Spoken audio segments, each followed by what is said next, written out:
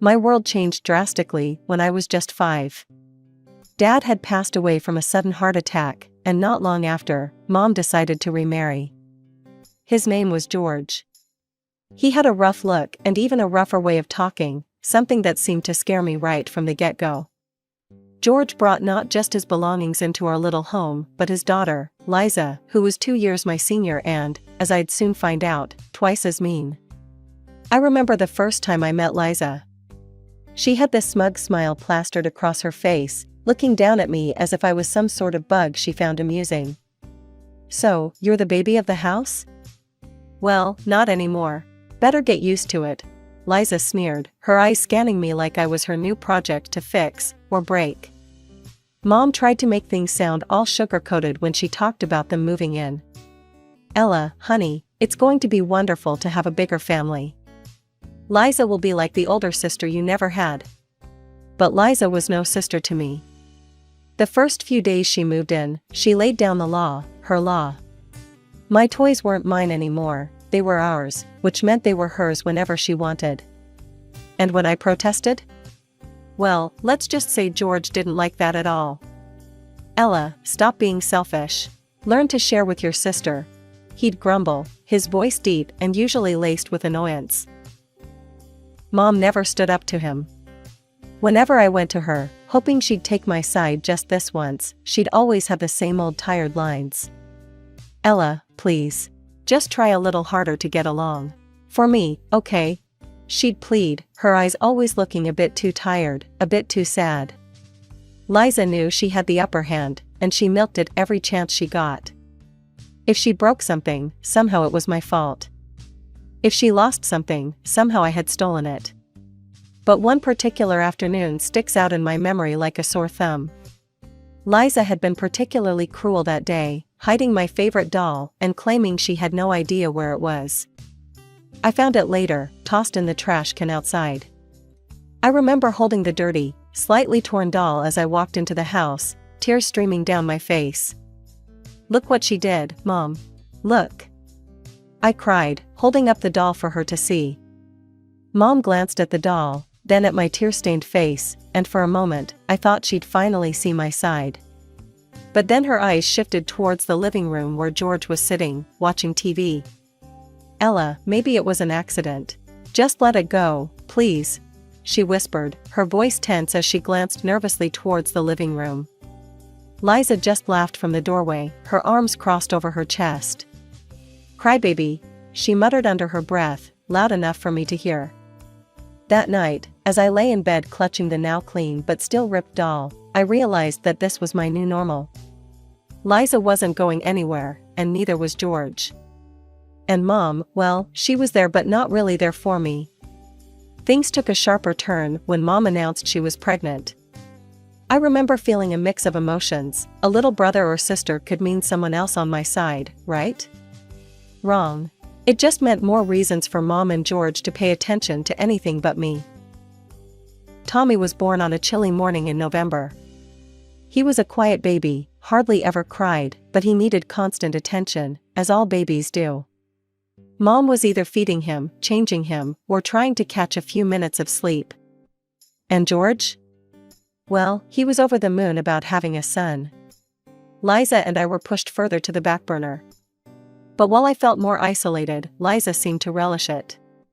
It was like she thrived on the chaos, knowing she could get away with anything as the focus wasn't on us anymore. One evening, I was trying to finish some homework at the kitchen table, struggling to concentrate over the sound of Tommy's fussing. Liza waltzed in, dropped her bag on the table, and scattered my papers everywhere. "Hey, I was using those," I snapped, my frustration peaking. "So? Move over, I need the table," Liza retorted, not even looking at me as she started to rummage through her bag. Before I could say anything else, George stormed into the kitchen. "What's all this noise about? Can't you see your mother's trying to get Tommy to sleep?" "Liza's trying to take over the table when I'm still using it," I said, standing my ground despite the knot in my stomach. George's face turned a shade I knew too well, and his voice was even and dangerous. "Ella, stop your complaining and go to your room. Let your sister use the table." "But Dad..." He's not your dad. Don't call him that. Liza cut in, her words sharp and biting. That stung more than I expected, and without another word, I grabbed my things and stormed off to my room, slamming the door behind me. I pressed my back against it, sliding down to the floor as I fought back tears. I felt so alone, cornered in a house that no longer felt like home. After that night, I learned to keep my head down. Liza took advantage, of course, always finding new ways to torment me when no one else was looking. George never did anything about it. If anything, he seemed to agree with whatever Liza said, which only made her bolder. Shouldn't you be nicer to me? I mean, we're practically sisters. I once tried to reason with her, hoping to break through her tough exterior. Liza laughed, cold and harsh. We're not sisters. We're not even friends. Remember that. And I did. Every single day that I lived in that house, I remembered. My room became my sanctuary, the only place I felt somewhat safe. But even there, the sounds of a happy family, a family that didn't include me, filtered through the walls, a constant reminder of where I stood. As soon as I finished high school, I knew I had to get out. Staying in that house wasn't an option anymore. It was suffocating, like trying to breathe underwater. So, I moved to the city. It was a fresh start, a chance to be who I wanted to be without anyone hovering over me, dictating what I could or couldn't do. The first few weeks were tough. I remember walking into my tiny studio apartment for the first time, feeling a mix of excitement and terror. It was all on me now. No more Liza, no more George, just Ella, trying to make it on her own.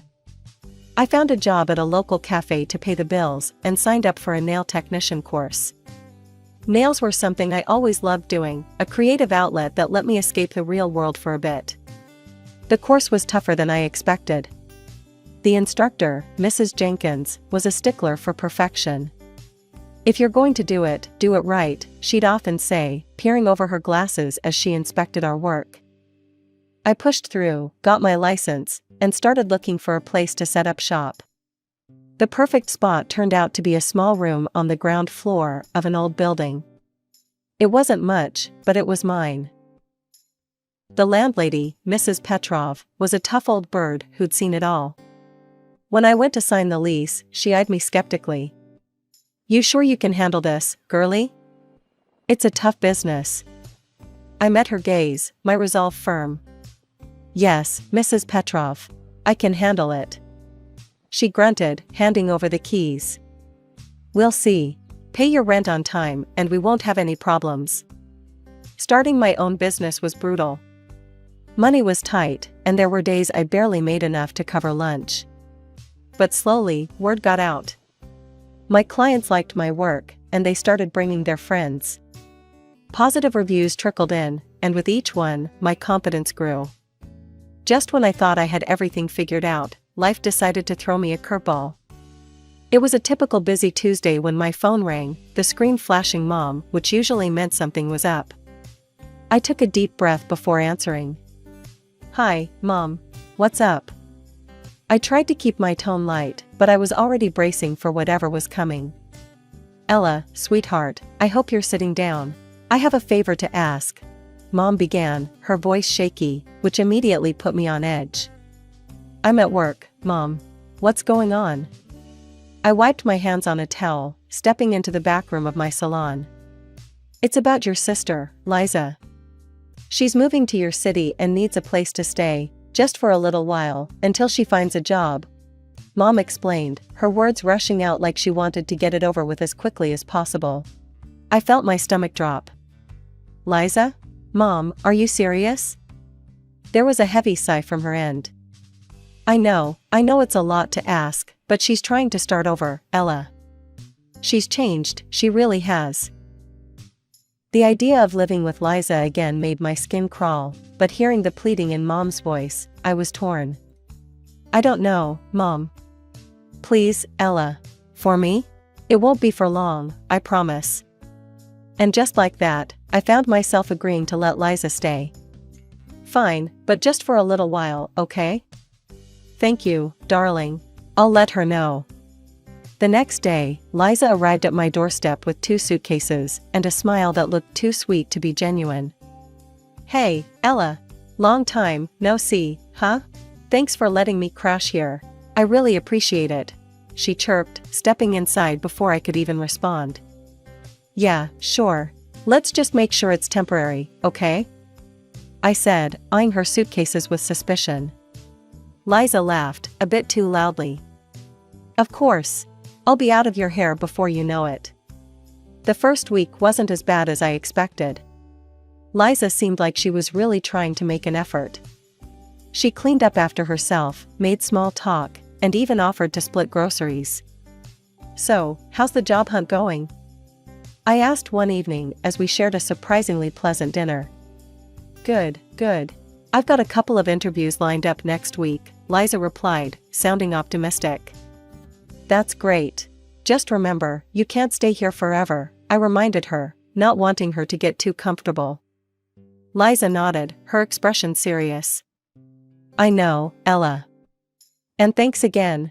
I know I wasn't the best sister back in the day, but I'm trying to make things right." I wanted to believe her, I really did. But there was always that nagging doubt in the back of my mind, remembering all the times she had deceived me before. As days turned into weeks, I noticed a shift in Liza's behavior. She started coming home late, missing her interviews, and hanging out with a questionable crowd. The old Liza was resurfacing. "Liza, we need to talk," I finally said one night after she stumbled in past midnight. "What's up?" Liza slurred slightly, clearly having had a few drinks. "This isn't working. You said you'd look for a job, but all you're doing is partying. You need to get it together or find somewhere else to live," I said firmly, my patience wearing thin. Liza rolled her eyes, her old defiance flashing. "Chill, Ella. I'll get a job. Just relax." But I couldn't relax. Not with her in my house, disrupting the peace I had worked so hard to build. Liza's promises of job hunting had quickly dissolved into late nights and shady new friends who seemed to pop in and out of my apartment like it was a downtown bar. My patience was wearing thin, and I was close to kicking her out when I met Alex at a friend's party. Alex was different from anyone I'd ever met. He was genuine and seemed genuinely interested in what I did for a living, unlike most guys who glossed over it once they heard nail technician. "So, you really run your own business? That's pretty impressive," Alex said as we sat tucked away in a quieter corner of the noisy living room. "Yeah, it's been a wild ride, but I love it. It's mine, you know?" I replied, feeling a spark of pride flicker within. We started seeing each other, and things were going great, except for one thing, Liza. She had taken an unsettling interest in Alex. At first, it was just lingering looks, but then she started making excuses to stick around whenever he came over. It wasn't long before I caught her trying to be a little too friendly. One evening, I came home earlier than usual to find Liza draped a bit too close to Alex on the sofa, laughing at something he said. The scene made my blood boil. "Having fun?" I asked, my voice sharp as I dropped my keys on the counter a little louder than necessary. Liza jumped up, a guilty flush on her face. "Oh, hey, Ella. We were just chatting, you know, getting to know each other better." Alex looked uncomfortable, his eyes darting between Liza and me. "Yeah, just talking. Ella, can we chat for a sec?" I nodded, pulling him aside into the kitchen. Once out of earshot, I didn't waste time. "What was that all about?" Alex rubbed the back of his neck, looking genuinely confused. "I'm not sure. She's been really forward lately." I didn't want to say anything. I didn't know how to handle it without making things weird for you. Determined to put an end to it, I confronted Liza later that night. "We need to talk, now," I said, standing at the entrance of her room. She looked up, feigning innocence. "What's up?" "You know what? This thing with Alex? It ends now. He's not interested, Liza. Back off," I stated bluntly, my tone brooking no argument. Liza's face twisted into a sneer. "Oh, come on, Ella. What's the harm in a little fun? Alex doesn't seem to mind." That was the last straw. I couldn't have her in my apartment any longer. Pack your stuff. You need to leave. First thing tomorrow, I said firmly. Liza looked stunned, finally realizing I was serious. You can't kick me out. Where will I go? That's not my problem. You should have thought of that before, I replied, feeling a mix of relief and sadness. It hurt, but it was necessary. The next morning, Liza left. She was out of my life again, and this time I hoped it was for good. As she walked out the door, her parting shot was, "You'll regret this, Ella. I promise you that." As the wedding day approached, the air was thick with excitement and a bit of last-minute chaos. Alex's mom, Janet, who used a wheelchair, had become more like family to me. We'd spent countless afternoons together, chatting and planning the wedding. I always hoped Alex would find someone who cares as much as you do, Ella. You're a blessing to us, Janet would often say with a warm smile, making me feel all the more welcomed and loved in this new family. The day of the wedding rehearsal finally came, and our close friends and relatives gathered at the venue. Everyone was buzzing with happiness, everyone except for one, Liza. When she arrived, wearing a dress that was way too revealing for a family gathering, I felt my stomach churn.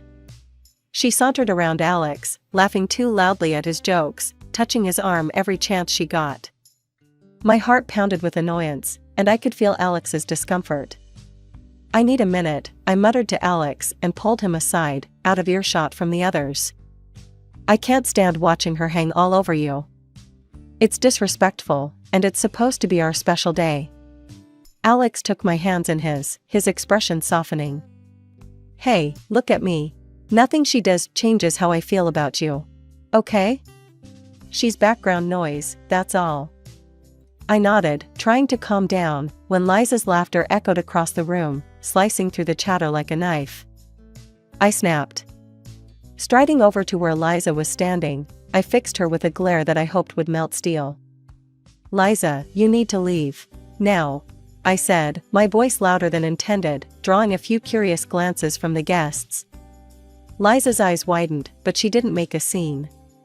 Instead, she scoffed, flipped her hair over her shoulder, and walked out without another word. Relief washed over me as I watched her leave. Turning back to the gathering, I caught my mom's eye. She approached, her expression a mix of concern and curiosity. "What was that all about?" Mom asked, her voice low. "I don't want her here, Mom. Not today, not at the wedding.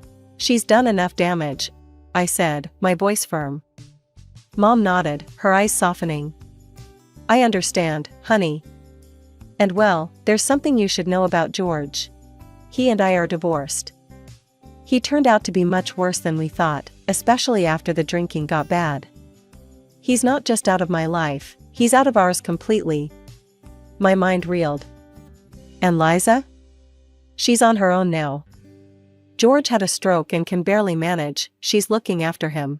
They're not our concern anymore, Ella," Mom added, almost as if she were convincing herself too.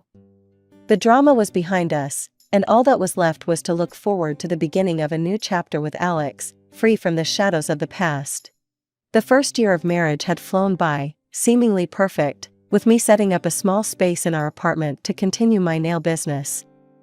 It was an ideal setup. I could work while still being there for Janet, my mother-in-law, who needed daily care due to her disability. Things seemed to be going well, until I started noticing a change in Alex. He began working late more often and his business trips became more frequent. At first, I thought it was just the strain of new responsibilities at work, but then I began to feel the distance between us growing. And my worries only deepened the day I overheard Janet talking on the phone while I was setting up my tools for a client. "Yes, my dear, I'm so excited. A grandson will be such a joy," she chuckled into the receiver. I paused, my heart skipping a beat. I was definitely not pregnant. Something didn't add up. After her call, I approached her, trying to sound casual. "Janet, who's having a grandson? Did I hear you right?" She looked up, startled, then flushed a deep red. "Oh, just messing with my old friend, dear. You know, making her jealous." It sounded off. way off. My gut twisted with suspicion, and I couldn't shake the feeling that something was terribly wrong. That's when I decided to hire a private investigator. One of my regular clients, Maria, who used to work as a PI, still had all her contacts. "Maria, I need to find out what's going on. Can you help me?" I asked during her appointment. "Of course, Ella. Give me a few days. I'll dig around and see what I can find," she assured me, her tone serious and professional. It didn't take long for Maria to get back to me with news that felt like a punch to the gut. Alex was having an affair. And not just with anyone, with Liza. She was pregnant. I felt a cold calm settle over me as I processed the betrayal. I didn't confront Alex. Instead, I waited, gathering my strength for what came next. The opportunity presented itself when Alex walked through the door with a set of divorce papers in his hand. "Ella, I'm sorry, but this just isn't working. I've met someone else," he said bluntly, his eyes not meeting mine. "Oh? And who might that be, Alex?" I asked, my voice steady despite the storm raging inside me. "It's Liza. She's expecting my child. She's exciting, Ella." You've just become too predictable, too dull," he admitted coldly. "Pack your stuff." I signed the papers then and there, handing them back to him with a smile that didn't reach my eyes. "Before I go, Alex, just one last thing." He looked at me, confused. "What?" "Liza will be bringing her father with her." "Did she tell you that?" "He had a stroke and can't take care of himself. And he's got debts, massive ones, from the divorce settlement with my mother." "Good luck handling that," I said, the words tasting like ash in my mouth but necessary. Alex's face paled. "What? No, she didn't mention any. And there's more. I filed a lawsuit for adultery. With proof. You'll be hearing from my lawyer," I continued, cutting him off. As I walked out, the cool air hit my face, and I felt a sense of freedom. The pain of betrayal still stung, but I knew I was moving towards something better. Something that was truly meant for me. After the dust settled from the divorce, the settlement from Alex and Liza was substantial enough that I could finally open my own nail salon, a dream I had shelved in the quieter corners of my mind for too long. The grand opening of Ella's Elegance was a hit. The local newspaper even covered the event, and the community support was overwhelming. I hired a few skilled technicians, and we quickly became a favorite in town for our meticulous work and calming atmosphere. One quiet afternoon, while I was sorting through some inventory in the back, my mom called. I always looked forward to our talks. They were the little moments of peace in my often hectic days. "Hi, Mom, what's up?" I asked, smiling as I paused to sit down. "Oh, nothing much. I just heard from an old friend of mine. Liza had her baby," she said hesitantly, probably expecting me to react negatively. Instead, I found myself smiling, genuinely hoping that child brought her more joy than she had brought to others. "That's good to hear, Mom. I hope they're both healthy. Speaking of which, I've got a little surprise for Alex that I think will close this chapter of my life for good." A couple of days later, I received a call from Alex that I had been half expecting, half dreading. He sounded desperate and defeated, a far cry from the competent man who had handed me divorce papers. "Ella, I received the documents from you," he started, his voice shaky. I can't believe it. Liza's child. I'm not the father?" His voice cracked with the question. "You're not surprised? You shouldn't be. You know what kind of person she is," I replied, my words deliberate and cold. There was a heavy silence before he continued. "Ella, she's gone. I kicked her and her father out. It's been hell. Can we forget all this? Start over? I need you, Ella," he pleaded. The words might have tugged at my heartstrings once, but that time was long gone. "Alex, you don't need me. You need a caretaker and a way to pay your debts." I'm not falling for that again. Take care of yourself, I said firmly before hanging up the phone. Sitting back in my chair, I felt a wave of relief wash over me. The last tie to a painful past had been cut, and for the first time in a long while, I felt like I could breathe freely.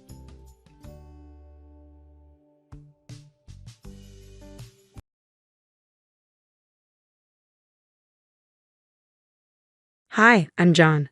After my difficult divorce at 30, raising my daughter, Emma, became my whole world.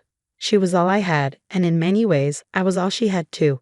The bond we shared grew strong as we faced life's challenges together, just the two of us.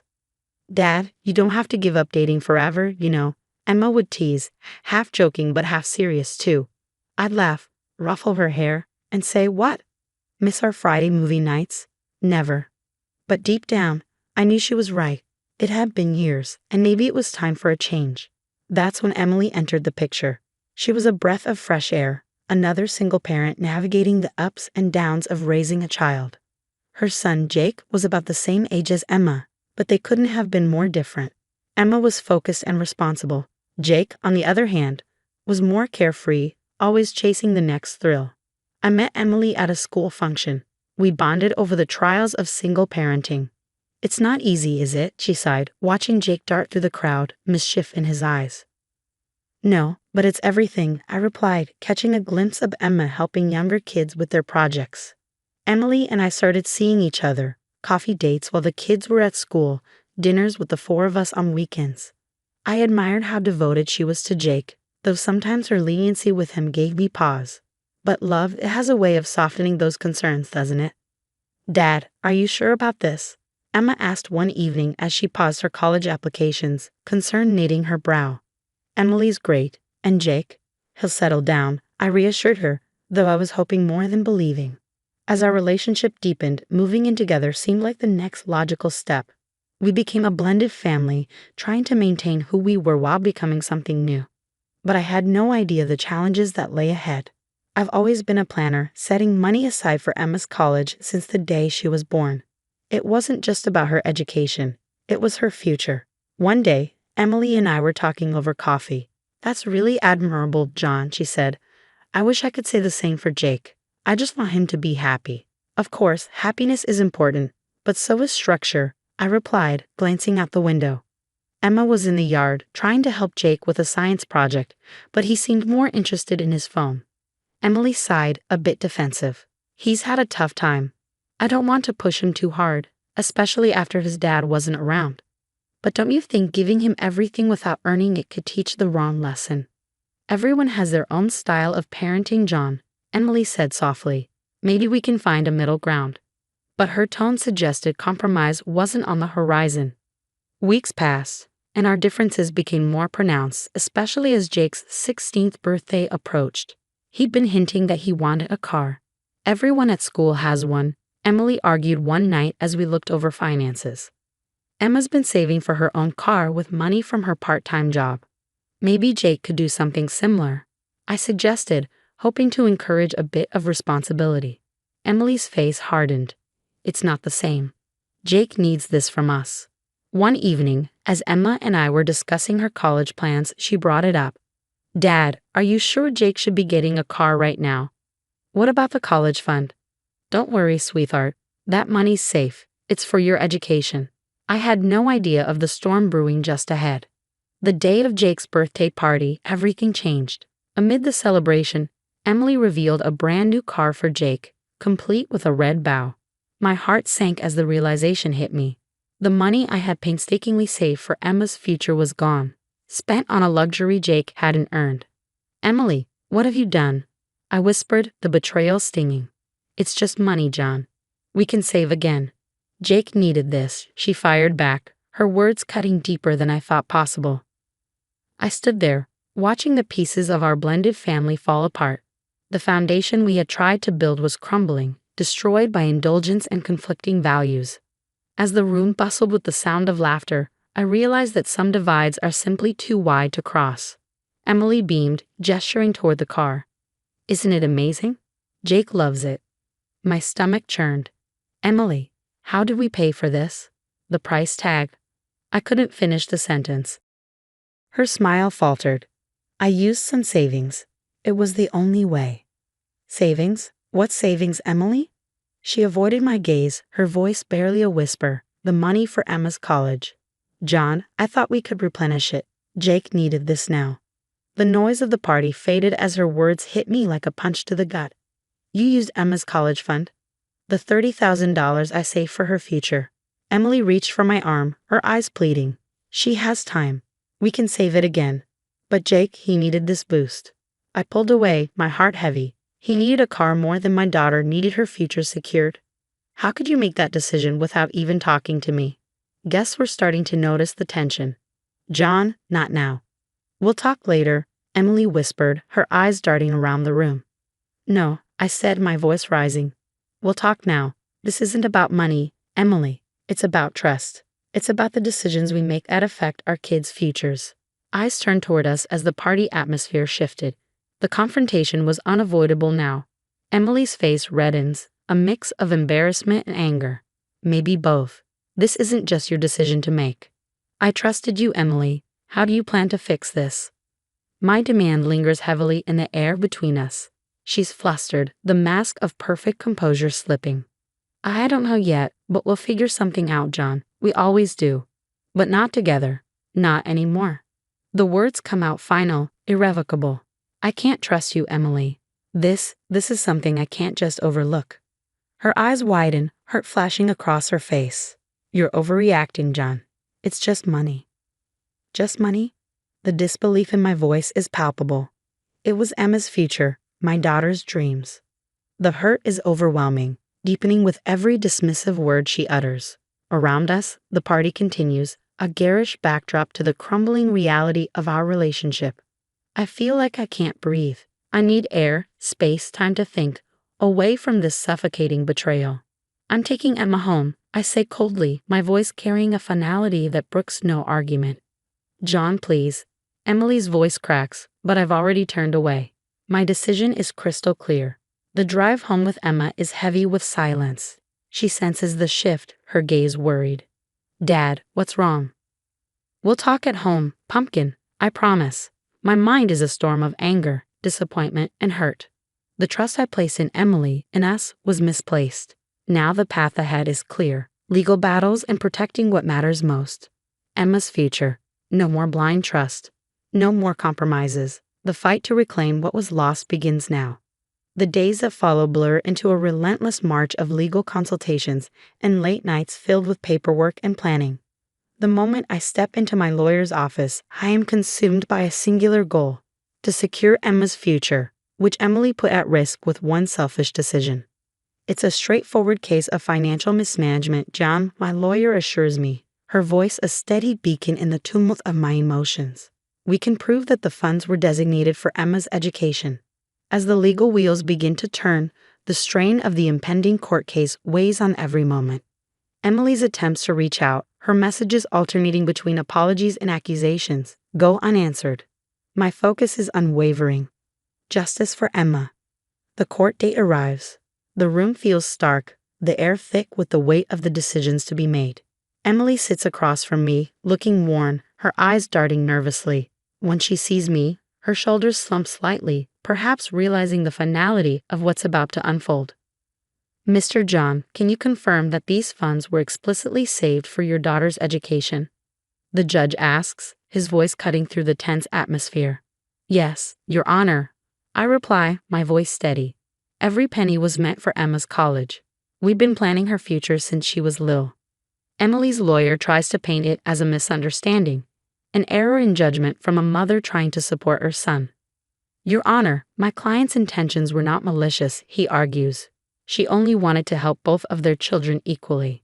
It wasn't her money to use, regardless of her intentions, my lawyer counters sharply, presenting bank statements, savings records, and the years of consistent contributions I had made for Emma's education. The judge listens, nodding slowly, his gaze shifting between us. He weighs the family's fractured bonds against the undeniable facts of the case. Finally, he speaks. Given the evidence presented, it's clear that Ms. Emily acted without Mr. John's consent. The funds were earmarked for Emma's education and must be replenished. The gavel falls, the sound echoing like a shot through my heart. But it's also the sound of a door swinging open to a future I can still protect for Emma. Outside the courtroom, relief washes over me, though it's mixed with an undeniable sense of loss. I watch Emily as she walks away, her shoulders hunched, burdened by the consequences of her choices. Dad, is it over? Emma's voice pulls me from my thoughts. She looks up at me, her eyes searching for reassurance in this sea of change. It's over, pumpkin. We won. I wrap an arm around her, pulling her close. It's just us now, and I'm going to make sure nothing like this ever happens again. As we walk away, the legal victory feels hollow compared to the personal losses. The divorce proceedings will continue, another chapter of closure yet to be written. But for now, I focus on the relief in Emma's smile, the strength in her step beside me. We're moving forward, together, stronger and wiser. The lessons of trust and vigilance etched deep into the path ahead. The last remnants of the tumultuous months slowly come to an end as Emily, reluctantly, puts the car up for sale, the very car that started it all. I've heard from mutual acquaintances that she's moved back in with her parents. It feels like a step backward for her. But perhaps it's a necessary one, giving her time to reflect on the choices she made and the consequences that followed. In the quiet of the evening, Emma and I sit on the porch watching the sun set, a soft promise of a new beginning. She's poring over college brochures, her excitement evident, a stark contrast to the tense silences that had once filled our home. Dad, do you think I'll get into a good college? She asks, her voice tinged with uncertainty. Emma, with your grades and your drive, they'd be lucky to have you, I say, smiling at her. But beneath the reassurance, I'm reminded of how fragile promises and plans can be. These past months have taught me lessons I never wanted to learn. About betrayal, about how easily trust can shatter. Yet, they've also underscored the importance of resilience and the unwavering need to protect those we love. As Emma and I rebuild our lives, our conversations about the future become more frequent, stitched together by shared experiences and a renewed sense of purpose. I'm thinking of majoring in biochemistry. What do you think? Emma's voice pulls me back from my thoughts, her eyes sparkling with curiosity. That sounds fantastic, Emma. It's a challenging field, but I know you've got what it takes, I reply, pride swelling in my chest. She's grown into such a determined young woman, so different from the little girl who once clung to my hand with wide-eyed trust. As night falls, I reflect on the lessons these tough times have brought to the surface. Financial prudence is essential, yes, but so is the wisdom in knowing who to trust. The betrayal had cut deep, but it hadn't severed the roots I planted for Emma's future. Instead, it reinforced them, made them stronger and more resilient. The next morning, Emma and I visit a few colleges. We walk through campuses bustling with energy and potential. Her laughter floats through the crisp autumn air, a sound that heals some of the pain lingering from the past. Dad, after all that's happened, how do you keep from being bitter? Emma asks as we sit beneath a towering oak on one of the campuses. I pause, choosing my words carefully. Life throws a lot at us, Emma. We can let it make us bitter, or we can learn from it and grow. I choose to grow, for you and for me. She nods, understanding far more than her years should allow. I want to be like that too, she says softly. As we pack up from our day of college tours, I realize that despite the challenges Emily's actions brought into our lives, the ordeal had taught us invaluable lessons. It wasn't just about recovering what was lost financially, it was about nurturing the trust and bonds that truly mattered. Looking ahead, the horizon feels filled with hope.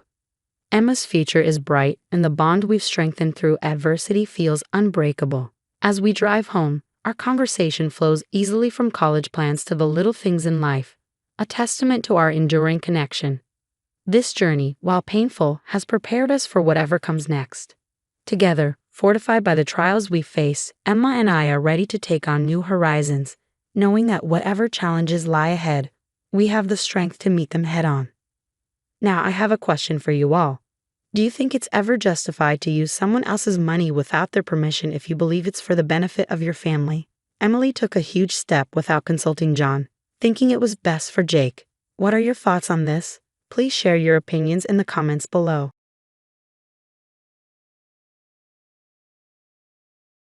Hey everyone, I'm Noah Sanchez. an 18-year-old high school senior from East LA with a serious passion for coding. But right now, I'm standing in the middle of a rundown auto shop on the corner of Whittier Boulevard, paint peeling off the walls and the constant clanking of tools echoing in the air. That's Sanchez Auto Repair, my family's pride and joy for 3 generations. Well, it's mostly my dad's pride and joy. Noah, passing that wrench with you? Dad calls out from underneath a beat-up Chevy. I grab the tool, resisting the urge to check the MIT acceptance letter burning a hole in my backpack. Here you go, Dad. He slides out from under the car, grease smeared across his forehead. You're getting faster. Pretty soon, he'll be running this place like a pro. I force a smile, but inside I'm screaming. This shop may be his dream, but it's my nightmare. Later that night, I'm hunched over my laptop, typing furiously when Mom pokes her head into my room. What are you working on, Mio? She asks. Just a little side project. I lie, minimizing the college application window. She sighs and sits on my bed. You know your father means well. He just wants security for you. I know, Mom, but what about what I want? She squeezes my shoulder. Follow your heart, Noah. Just be careful. The next day at school, I can barely contain my excitement. Olivia, you won't believe this, I whisper shout, dragging my best friend to a quiet corner. Her eyes widen as I show her the acceptance letter. MIT. Noah, that's incredible. Sha. My dad can't know. He flip. Olivia frowns. You can't keep this a secret forever. What's your plan? I don't know. Apply for every scholarship under the sun and pray for a miracle. I'll help you research, she offers. We'll figure it out together. That evening, I'm elbow deep in an oil change when Dad starts in again. You're getting good at this, son. In a few years, you'll be ready to take over. I bite my tongue, focusing on the task at hand. The weight of my dreams feels heavier than any engine I've ever lifted. As I clean up, I overhear my parents talking in the office. Miguel, maybe we should consider other options for Noel, Mom says softly. What options? This shop is our legacy, Elena. It's all we have. But Noah is so bright. He could do anything. And end up like Roberto, chasing pipe dreams and leaving us high and dry. No, Noah stays here, where he belongs. I lean against the wall, heart pounding. Uncle Roberto, the black sheep who dared to dream beyond the shop. Is that my fate too? Later in my room, I stare at the MIT letter, torn between hope and despair. My phone buzzes, a text from Olivia. Don't give up. We've got this. I take a deep breath and square my shoulders. One way or another, I'm forging my own path. The family business might be my father's future, but it sure as hell isn't mine. The next morning, the smell of burning paper hits me like a punch to the gut. Rounding the corner of our small backyard, I freeze. There's Dad, standing over a metal trash can, tossing envelopes into the flames. What are you doing? I yell, rushing forward. Dad spins around, his face a mixture of anger and guilt. No, I can explain. I snatch a half-burned envelope from his hand, my heart sinking as I recognize the Harvard logo. These are my college acceptance letters. How could you? It's for your own good, son, Dad says, his jaw set. This family needs you here, not chasing some pipe dream across the country. Years of pent-up frustration explode out of me. For my good? You mean for your good? You're so scared of change, you'd rather burn my future than let me have a shot at something better. Better? Dad's voice rises. You think you're too good for honest work? For your family? That's not what Miguel, Noah, please. Mom runs out, eyes wide with panic. What's going on? I hold up the charred remains of my dreams. Dad's been burning my college acceptance letters.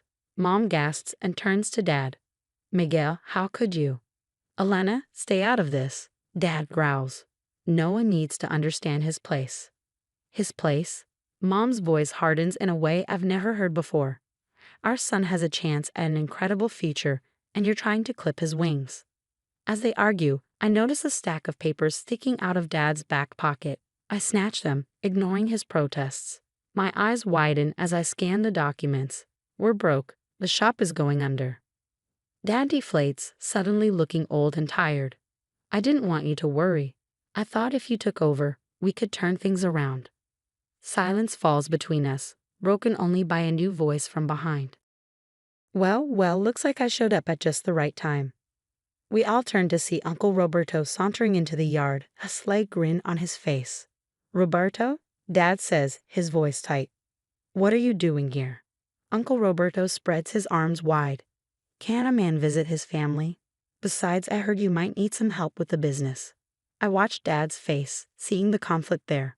Whatever was going on, I knew it wasn't good. Later that night, I called Olivia, my voice trembling as I recounted everything. "Noah, that's awful," she said. "But we're not giving up.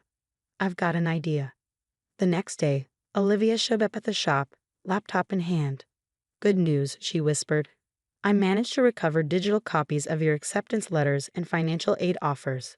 They can burn the paper, but they can't erase the digital trail." Hope flickered inside me. "Olivia, you're a genius."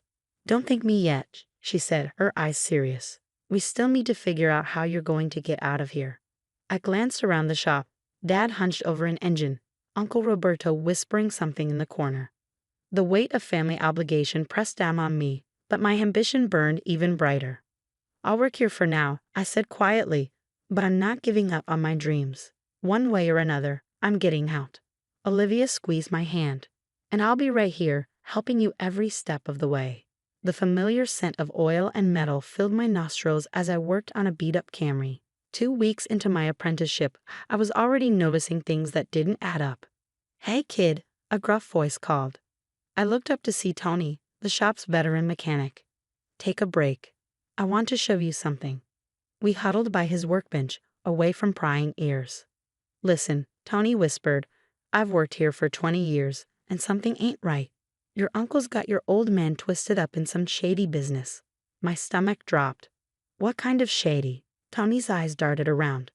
"Can't say for sure, but those cars coming in late at night, they ain't here for oil changes, if you catch my drift." I nodded, my mind racing. Later during my lunch break, I called Olivia. "I've got those scholarship applications filled out," she said, "just need your signature." "You're a lifesaver," I breathed, but then lowered my voice. "There's something else." I filled her in on Tony's suspicions. Olivia's voice turned serious. "Noah, this is big. We need to be careful." That night, I overheard Dad and Uncle Roberto arguing in the office. "This is too risky, Roberto," Dad hissed. "If we get caught—" "Relax, hermano," Uncle Roberto drawled. "This is our ticket out of the red unless you want to lose everything." Dad's silence spoke volumes. The next day, I was knee-deep in an engine when Dad stormed over, my phone in his hand. "What's this?" he demanded, showing me a text from Olivia about the scholarship applications. My blood ran cold. "Dad, I can explain." His face twisted with rage. "I thought I made myself clear. There's no college in your future, only this shop." "You can't control my life forever," I shouted back. Dad's eyes narrowed. "Watch me. From now on, you don't go anywhere without my say-so." And this, he pocketed my phone. Consider it confiscated. That night, I snuck out to meet Olivia at our favorite diner. Her eyes widened as I recounted everything. "We need proof," she said, determination flashing in her eyes. "If they're really running a car theft ring, we can't let them get away with it." Over the next week, Olivia and I turned into amateur detectives. We documented suspicious late-night deliveries, overheard shady conversations, and even managed to snag some incriminating paperwork from Uncle Roberto's private files. But our luck ran out. One night, as I was copying documents in the office, the door burst open. Dad stood there, his face twisted in fury. "What do you think you're doing?" he roared. "What are you doing?" I shot back. "Running a chop shop? Stealing cars? Is this what our families come to?" Dad's eyes flashed dangerously. "You ungrateful little." He lunged forward, grabbing my arm. I yanked away, knocking over a stack of papers. College brochures and scholarship forms scattered across the floor. Dad's face went pale, then flushed with rage. "After everything I've done for you, this is how you repay me." "Done for me?" I laughed bitterly. "You mean holding me back? Forcing me into a life I don't want?" "I'm trying to secure your future," Dad bellowed. "No, you're trying to save yourself," I shouted back. "Well, I'm done being your sacrificial lamb. I'm getting out of here, with or without your blessing." Dad's hand shot out faster than I could react. Pain exploded across my cheek as he slapped me. We both froze, shocked by the sudden violence. Miguel? Mom's horrified voice came from the doorway. She rushed to me, cradling my face. What have you done? Dad stared at his hand, then at me, a flicker of regret in his eyes. But it was too late. The damage was done. I straightened up, locking eyes with him. We're done, I said, my voice cold. And you're done controlling my life. As I walked out, leaving my parents' argument behind me, I knew nothing would ever be the same again. The next morning, I woke up with a plan and a bruise. Olivia and Tony were waiting for me at our secret meeting spot behind the old warehouse. You okay, kid? Tony asked, eyeing my face. I nodded grimly. Let's do this. We marched into the police station, armed with all the evidence we gathered. Detective Johnson listened intently as we laid out everything. The late-night deliveries, the doctored paperwork, the stolen cars. When we finished, she leaned back, her expression serious. This is some heavy stuff, she said. Are you sure you want to go through with this? I thought about Dad, his face contorted with rage, the slap still fresh in my mind. I'm sure. Everything happened fast after that. Police cars swarmed the shop, lights flashing as they blocked off the street. From across the road, I watched Uncle Roberto try to make a run for it, only to be tackled by 2 officers. Dad came out in handcuffs, his eyes scanning the crowd until they found mine. In that moment, I saw shock, betrayal, and maybe, just maybe, a flicker of pride.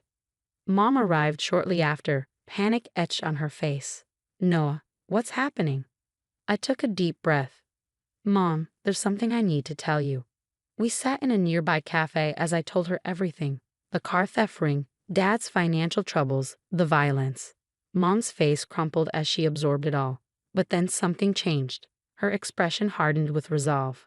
Enough, she said, standing up. It's time I stopped being a bystander in my own life. She marched across the street, straight to Dad as he was being led to the police car. Miguel, she said, her voice firm. We're done. I'm done letting you control this family. Dad's face fell. Elena, please. He began, but Mom had already turned away, walking back to me, her head held high. The next few weeks were a whirlwind. The shop was closed, yellow police tape stretched across the doors. Dad and Uncle Roberto faced serious charges, not just for the car theft ring, but for years of tax evasion as well. I used the evidence of Dad's actions to petition for independence on my college applications. Surprisingly, the financial aid offices were understanding.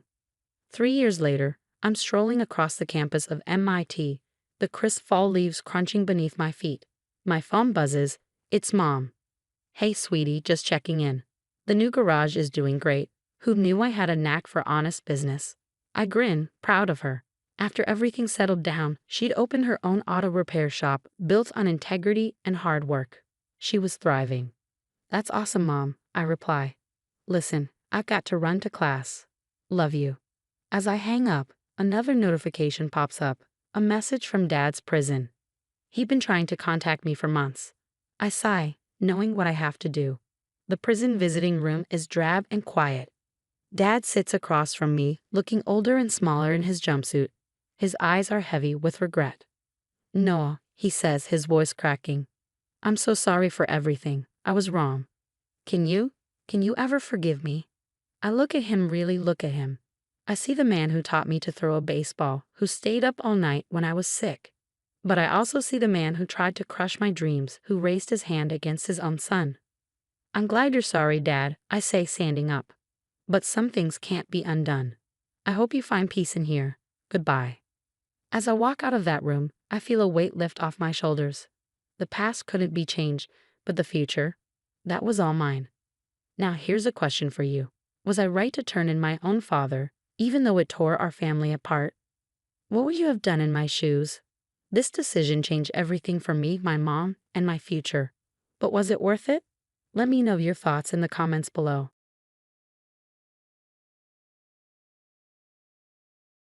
Hey, I'm Sarah Benson, and I'm 14. Science is my thing. We're your typical suburban family. Dad's Michael, a respected doctor everyone looks up to, and Mom's Linda, who runs the best bakery in town. Her cupcakes are basically famous. Then there's my older brother Jake, who's 18 and should be enjoying his first year of college. At least that's what we all thought. Growing up, Jake was my hero. He taught me how to climb trees, ride my bike without training wheels, and even how to stand up to the mean girls at school. Our treehouse was our secret place. We'd spend hours up there talking about everything and nothing. It was our escape. But lately, something's changed with Jake. At first, I thought he was just dealing with college stress. But things didn't add up. It started when I overheard him and our parents arguing about money. I was grabbing a snack when I heard Dad say, "Jake, we're not made of money. Your spending is out of control." Jake fired back, "You don't understand. College is expensive." I froze behind the door listening. Mom sounded worried. "But honey, we're already covering your tuition. Where's all this extra money going?" That's when I started paying closer attention.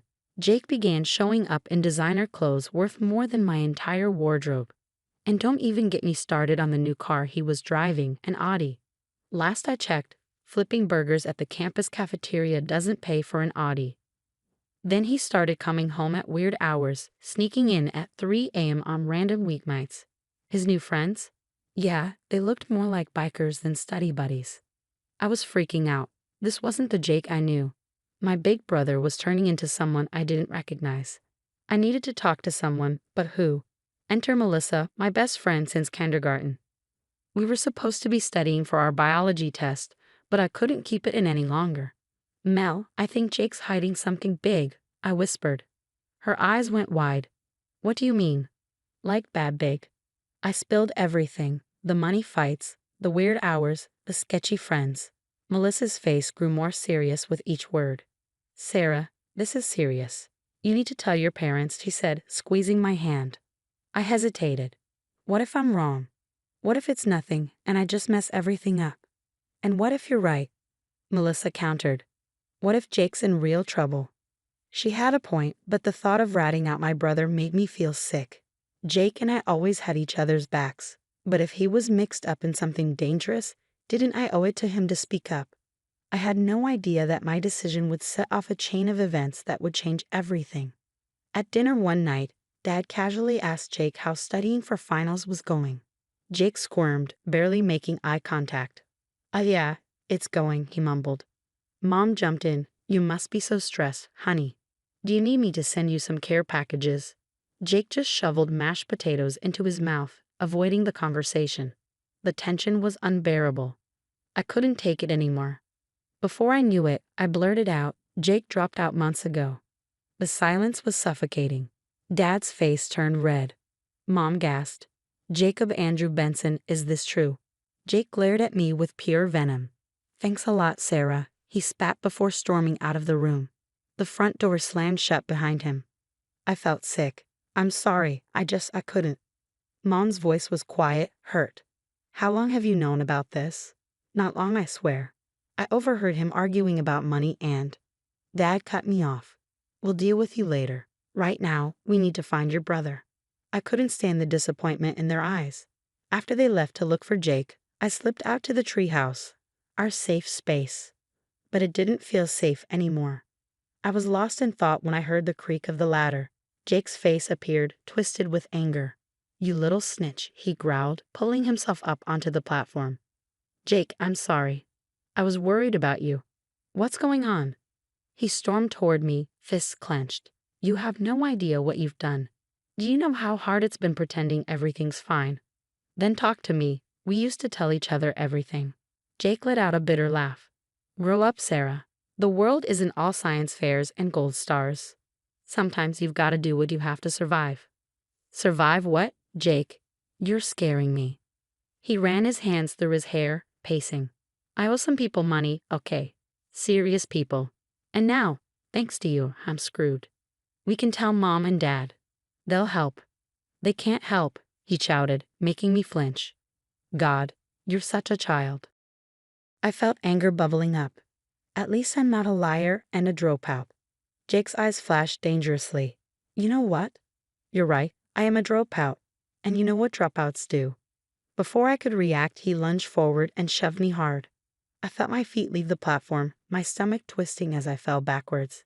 In that split second, I saw Jake's face. No shock, No remorse. Just cold, empty anger. Then pain exploded through my body as I hit the ground, a sickening crack reverberating through me. Agony shot through my left arm, and I screamed. Sarah. My mom's terrified voice seemed distant. I tried to focus, but black spots clouded my vision. The last thing I saw before darkness took over was Jake, staring down from the treehouse, his expression unreadable. When I came to, I was in a moving vehicle, the wail of sirens piercing my foggy brain. Sarah, honey, can you hear me? My mom's tear-streaked face swam into view. Mom, I croaked. What? Jake. Shed, don't try to talk. We're almost at the hospital. As consciousness slipped away again, one thought echoed in my mind. Nothing would ever be the same again. The hospital room was too bright, too sterile. I blinked awake, confused and groggy. My left arm was heavy, encased in a bulky cast. Mom and Dad hovered over me, their faces etched with worry. Oh, sweetheart, Mom choked out, gently brushing my hair back. How are you feeling? I tried to sit up, wincing at the sharp pain that coursed through me like a shockwave. Like I got hit by a truck. What happened? Dad's jaw tightened. You fell from the treehouse, Sarah. Do you remember anything? The memories hit me all at once. Jake's anger, his hands shoving me, the terrifying fall. I shuddered, tears springing to my eyes. Where's Jake? I asked, my voice barely a whisper. Mom and Dad exchanged a glance. Hez, not here right now, Dad said carefully. We need to talk about what's been going on with your brother. Over the next few days, the truth trickled out. Jake hadn't been in college for months. He was working at some shady bar downtown, gambling away his tuition money, and hanging out with a rough crowd. I can't believe he lied to us for so long, Mom said, her voice breaking. Where did we go wrong? I wanted to comfort her, but I was drowning in my own emotions. Betrayal, anger, and a deep sadness swirled inside me. The brother I had once idolized felt like a stranger. Jake's actions had consequences. He faced charges for my injury despite his weak claims that it was an accident. The court sentenced him to community service and mandatory counseling. One afternoon, Jake showed up at the hospital. He stood awkwardly in the doorway, his eyes darting around the room. Hey, Sarah, he mumbled. I'm sorry about what happened. I turned away, unable to look at him. Are you sorry you pushed me or sorry you got caught?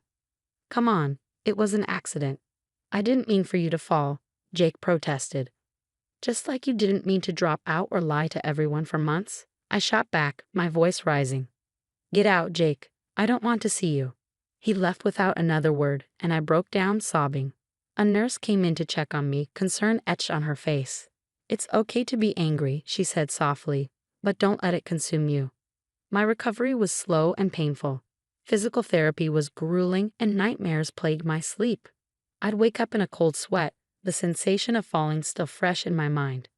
Through it all, Melissa was my rock. She visited every day, bringing homework and gossip from school. You won't believe what happened in Chem Lab today, she'd say, launching into stories that made me laugh despite everything. One day, she arrived with a determined look on her face. Okay, enough moping. We're getting you out of this funk. I'm not moping, I protested weakly. Melissa raised an eyebrow. Sarah, you haven't left this room in days. Come on, let's at least go for a walk in the garden. Reluctantly, I agreed. The fresh air worked wonders on my mood, and as we strolled through the garden, I found myself opening up to Melissa about my conflicted feelings toward Jake. I hate what he did, but he's still my brother, I admitted. Is it wrong that part of me still wants to forgive him? Melissa squeezed my hand. There's no right or wrong way to feel, Sarah. Just give yourself time. Back at school, I threw myself into my studies, desperate for a distraction. Mr. Chen, my science teacher, seemed to sense my inner struggle. One day after class, he approached me. Sarah, I've noticed your work has been exceptional lately, he said. Have you considered joining the robotics club? I think you have real potential. For the first time in weeks, I felt a spark of excitement. Really? You think I could do it? Mr. Chen smiled warmly. Absolutely. Sometimes the best way to heal is to pour yourself into something you're passionate about. As I left his classroom, a tiny seed of hope took root. Maybe, just maybe, I could find a way to move forward from this mess. The robotics lab became my second home. I poured every ounce of frustration and pain into building machines, finding solace in circuits and code. Mr. Chen saw something in me I couldn't yet see in myself. Sarah, your designs are innovative. Have you considered the summer internship at Tech Future? I shrugged. I don't know, Mr. Chen. I'm not sure I'm ready. He gave me a stern look. You are more than ready. Don't let what happened hold you back. His faith in me was the push I needed. I applied and got in. Meanwhile, Jake's life was falling apart. I overheard Mom and Dad talking late one night. He's gambling again, Michael. The rehab didn't stick, Mom said, her voice filled with worry. Dad sighed heavily. I know, but we can't keep bailing him out. Jake's friends had abandoned him when the money ran out. One night, he showed up at our door, desperate. Sarah, please, he begged. I just need a little cash to get back on my feet. I stared at him, the brother I once idolized, now a shell of his former self. No, Jake, I can't help you destroy yourself. His face twisted in a sneer. Still the perfect little princess, huh? I slammed the door in his face. Years passed. I focused on my studies, earning a full scholarship to MIT. At my high school graduation, I delivered the valedictorian speech. Adversity doesn't define us. It's how we rise above it that matters. I spotted Jake in the back row, looking haggard and resentful. Fast forward to today, and I'm standing on a stage accepting an award for my work in prosthetic limb technology. Mom, Dad, and Melissa are cheering in the audience. Jake isn't here. He's serving time for fraud after a failed attempt to steal my first big paycheck. As I conclude my speech, I reflect on how far I've come. The treehouse incident feels like a lifetime ago. I've built a life of purpose and success, while Jake's choices led him down a path of isolation and failure. I leave the stage with my head held high, ready to embrace my future. I'm stronger now, free from toxic influences, and determined to keep rising above the ashes of my past. The story ends here, but I've got a question for you. If you were in my shoes, could you ever forgive Jake for what he did? Would you give him another chance or cut ties completely? Drop your thoughts in the comments below.